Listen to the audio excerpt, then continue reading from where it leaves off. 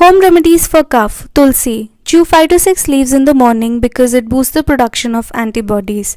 Ginger. It has anti-inflammatory property which cures sore throat. One can mix ginger juice with honey and consume. Pipili means long pepper. It has excellent expectorant property which loosens the mucus. One can consume in the form of kada. Garlic. It has antimicrobial and antiviral properties. One can chew 1 or 2 raw garlics twice or thrice a day.